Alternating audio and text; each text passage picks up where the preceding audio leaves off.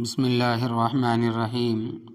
وضو کے درمیان اذان کا جواب دینا۔ اگر وضو کرتے ہوئے اذان شروع ہو جائے تو وضو کرتے ہوئے بھی اذان کا جواب دینا چاہیے۔ کوئی گناہ نہیں ہے، ثواب ملے گا، کیونکہ وضو بھی عبادت ہے اور اذان بھی عبادت ہے۔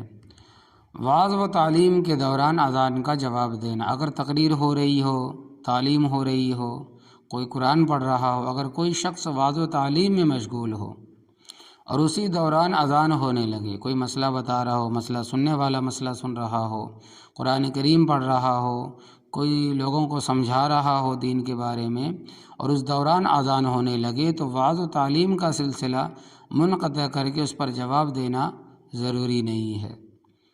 کلمہ شہادت سن کر انگوٹھے کو آنکھوں پر پھیرنا۔ اذان اور اقامت میں اشہد ان محمد الرسول اللہ سن کر انگوٹھے آنکھوں پر پھیرنا، جیسا کہ بہت سے لوگوں کا معمول ہے، کسی معتبر دلیل سے ثابت نہیں ہے، اس لیے ثواب سمجھ کر اس کا التزام بدعت ہے۔ اسی طرح وضو کے دوران آسمان کی طرف انگلی اٹھا کر اشہد اللہ الہ الا اللہ واشہد ان محمد عبدہ ورسولہ پڑھنا، یہ بھی کسی معتبر دلیل سے ثابت نہیں ہے۔ یا اگر کوئی شخص اس کو ضروری سمجھتا ہے تو وہ بدعت ہے، گنہگار ہوگا۔ نماز کے علاوہ دیگر مقاصد کے لیے اذان۔ نماز کے علاوہ بعض دیگر مواقع کے لیے بھی فقہا نے اذان کی اجازت دی ہے۔ مثلا نمبر 1 بچے کے کان میں اذان دینا۔ نمبر 2 جو شخص غم زدہ ہو اس کے کان میں اذان دینے سے اس کا غم ہلکا ہو جاتا ہے۔ اگر کوئی شخص بچہ رو رہا ہو، بہت ضدی ہو، بہت رو رہا ہو، چپ نہیں ہوتا، تو اس کے کان میں بھی اذان دے دے تو اس سے اس کا رونا انشاءاللہ تبارک و تعالی بند ہو جائے گا۔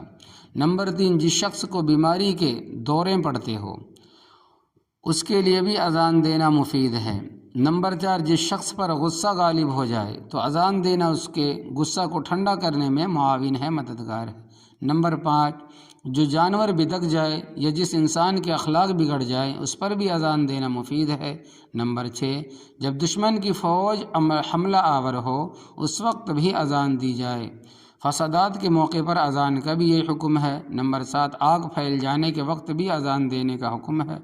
نمبر 8 سرکش شیاطین جنات کے شر سے بچنے کے لیے بھی اذان دینا ثابت ہے۔ جنات، بھوت، شیاطین سے بچنے کے لیے بھی اذان دینا ثابت ہے۔ اس بارے میں ایک حدیث موجود ہے، جو شخص نمبر 9 جو شخص جنگل میں راستہ بھٹک جائے وہ بھی اذان دے سکتا ہے۔ نومولود بچے کے کان میں اذان دینے کا طریقہ۔ نومولود بچے کے کان میں اذان دینے کے وقت استقبال قبلہ، حی علی الصلاۃ، حی علی الفلاح کے وقت چہرے کا دائیں بائیں پھیرنا وغیرہ نماز کی اذان کی طرح مسنون ہے، البتہ کانوں میں انگلیوں کو دینا مسنون نہیں ہے۔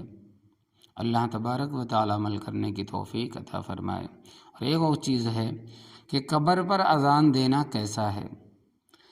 مردے کو دفن کرنے کے بعد قبر پر اذان دینا، جیسا کہ بعض اہل بدعت کا معمول ہے، قطعاً بے اصل اور بدعت ہے، بہت بڑا گناہ ہے۔